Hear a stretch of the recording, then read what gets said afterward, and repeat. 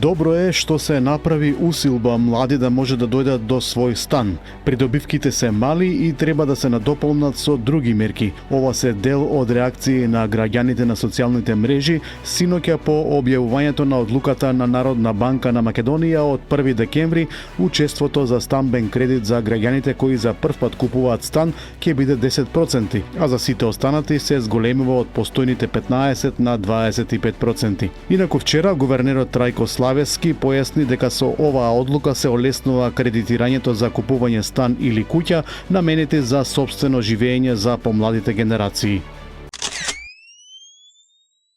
Што бидна со најавената резолуција од страна на СДСМ околу црвените линии на Македонија за евроинтеграции? Лично нивниот лидер Венко Филипче пред 2 недели најави дека најкасно за неколку дена ќе ја достават во собрание и до јавноста.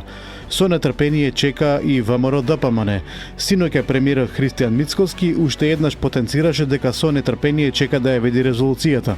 Доколку тоа не се случи, тогаш претпоставувам дека СДСМ во отсуство на можност да наметне тема во јавноста, па сега рекоа ајде ќе градиме тема врз основа на резолуција за црвени позиции, изјави Мицкоски.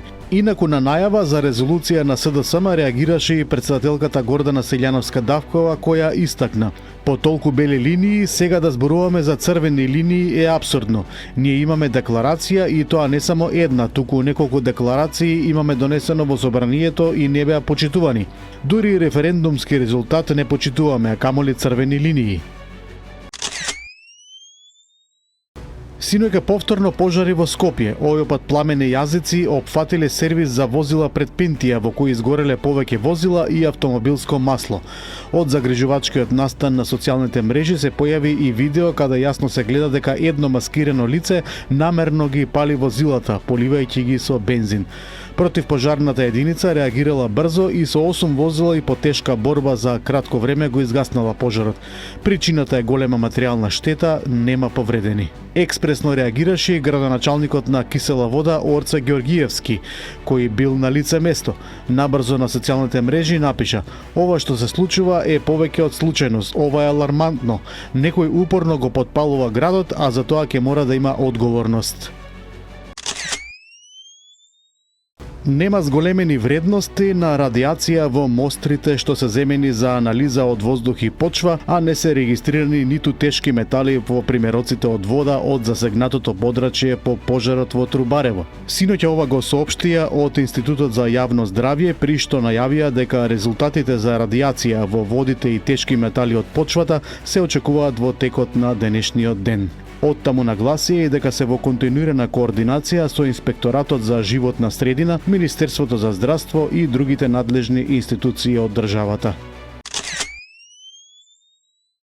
Се навршуваат 6 месеци од големата трагедија во кочанската дискотека Пулс, во кој животот го загубија 62 млади лица, а беа повредени над 190. По тој повод, родителите на починатите во Кочани за денес најавија нов марш за ангелите, кој ќе започне во 15:35 часот од паркот на Револуцијата и ќе се одвива по веќе востановената маршрута Општинска зграда, УЈП, полиција, Кочанскиот суд и обвинителство, а ќе заврши повторно во паркот на Револуцијата. Собир е закажан и за Скопје на плоштадот Македонија.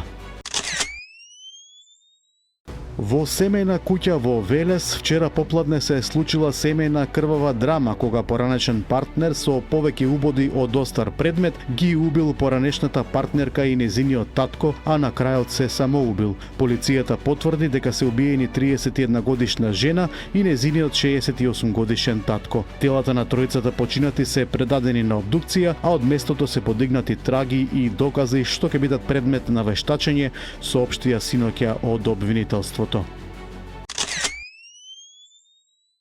Мотоциклист од Гевгелија починал како последица од повредите откако излетал од патот на делницата во близина на селото Богородица. Според полицијата, во несреќата со тешки телесни повреди се здобил мотоциклистот и бил пренесен во општа болница Гевгелија, каде што синоќа починал.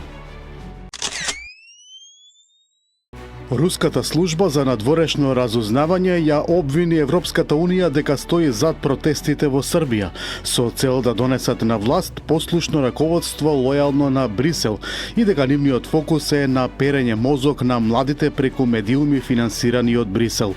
Агенцијата тврди дека евроелитата има намера да искористи годишнината од трагичните настани во Нови Сад кои станаа повод за протестните акции, за да ескалира ситуацијата. Во автомобил на полски европратеник од партијата Право и правда било пукано со воздушна пушка во Брисел. Тој на социјалните мрежи објави фотографија на која се гледа оштетениот страничен прозорец на автомобилот. Во моментот на инцидентот пратеникот не бил во возилото.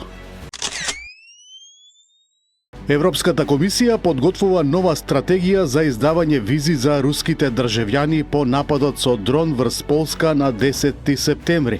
Портпаролот Маркус Ламер изјави дека документот ќе биде представен до крајот на годината. Тој потсети дека уште во 2022 година беше суспендиран договорот за поедноставен визен режим со Русија и беа усвоени препораки за построга контрола. Група од 21 европратеник побара од Европската Унија да се преиспита договорот со САД за купување енергенти вредни 750 милиарди долари во следните 3 години. Тие предупредија дека обврската за увоз на течен газ, нафта и нуклеарни горива може да ја загрози климатската агенда и конкурентноста на европската индустрија. Во писмото се наведува дека гасот од САД е високо загадувачки и економски астрономски товар. Соединетите Американски држави и Велика Британија планираат да потпишат економски договори вредни повеќе од 10 милиарди долари за време на предстојната посета на американскиот претседател Доналд Трамп на Лондон. Се очекува двете земји да потпишат трговски договор со 3 дела: ново партнерство во науката и технологијата за зајакнување на нивните технолошки сектори, меѓусебна соработка во нуклеарната енергија и развивање на соработката во одбранбената технологија. Крајот на руско-украинската војна е можен само со дефинирани безбедносни гаранции, зашто е потребна храброста на Трамп. Ова го изјави украинскиот претседател Зеленски, кој го повика американскиот колега да заземе јасен став за да го запре Путин и да ја заврши војната во Украина.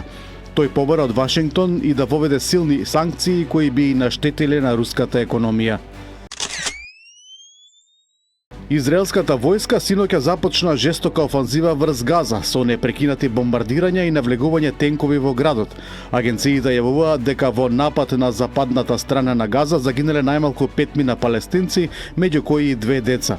Израелскиот министер за одбрана Израел Кац изјави дека нападите ќе продолжат се додека не се порази Хамас и не се ослободат заложниците. Израелската војска синоќа започна жестока офанзива врз Газа со непрекинати бомбардирања и навлегување тенкови во градот.